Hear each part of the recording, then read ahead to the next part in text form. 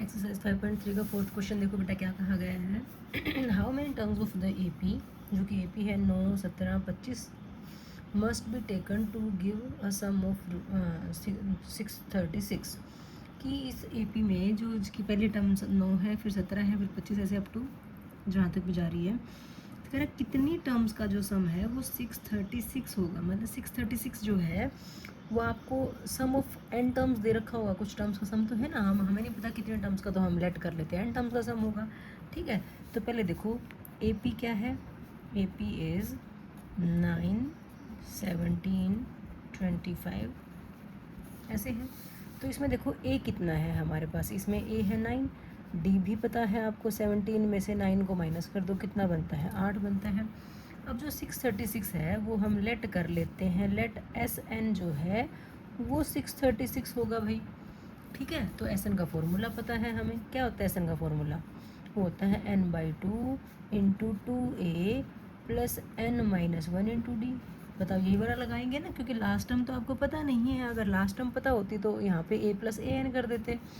Is equal to कितना दे रखा है हमें, 636 दे रखा है बेटा। तो ए और डी तो है ना हमारे पास, ए और डी की वैल्यू रख देते हैं। ये जो 2 डिवाइड में है वो वहाँ जाके मल्टीप्लाई कर देंगे। ठीक है, n into 2 into 9 plus n-1 into D कितना है, 8 है।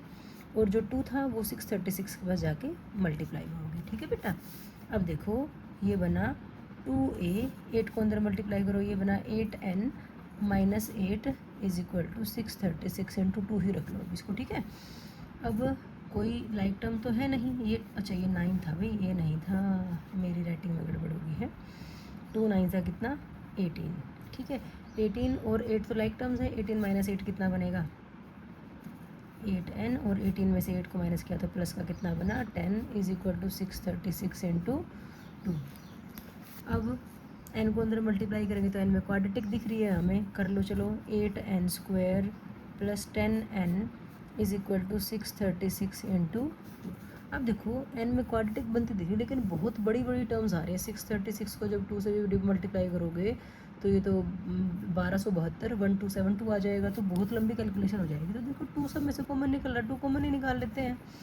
2 कॉमन निकालना, यहाँ क्या बच गया, 4n² plus 5n is equal to 636 into 2 है। ठीक है, अब 2 को वहाँ ले जाने के बजाय आप डायरेक्ट 2 को 2 से काट दो, हमारे पास क्वाड्रेटिक इक्वेशन आ गई। 4n² प्लस 5n और 636 को यहाँ ले आए, माइनस कर 636 हो गया, इज इक्वल टू क्या हो गया, 0।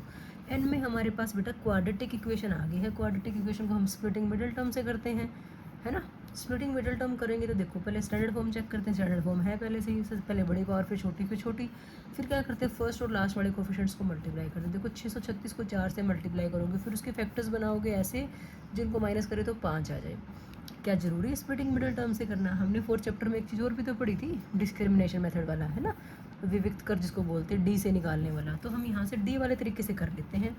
डी वाले से तरीके से करने के लिए हमें हमारे पास ए बी सी पता होना चाहिए ना। हम यहाँ लिख लेते हैं बेशक an² plus bn plus c is equal to 0। तो यहाँ पे देखो a कितना है, 4 है, b कितना है, 5 है, और c कितना है बेटा, माइनस का 636 है। तो यहाँ से d निकाल लो बच्चे।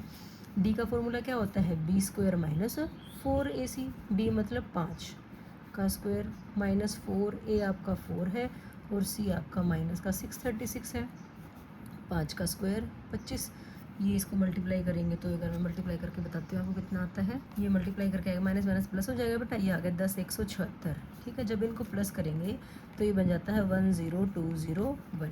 ठीक है, ये तो डी निकल के आ गया। अब डी का स्क्वायर रूट निकालना चाहते हो तो यहीं पे निकाल लो, फॉर्मूले में निकालते हैं ना, वो फॉर्मूला जब लगाते हैं X is equal to minus B plus minus square root of D by 2a, तो स्क्वायर रूट ऑफ डी अभी निकाल लो, 10201। तो अब देखो इसका स्क्वायर रूट कैसे निकालोगे, ध्यान से देखो एक बार। 10201 में अगर 0 को हटा दो तो 121 बनता है। 121 का स्क्वायर रूट 11 बनता है बेटा। तो अगर मैं बीच में हर जगह 0 लगा दूँ इसी में, तो यहाँ भी बीच में 0 लगा दो तो क्या बन गया, 101। तो इसका स्क्वायर रूट आ जाता है 101।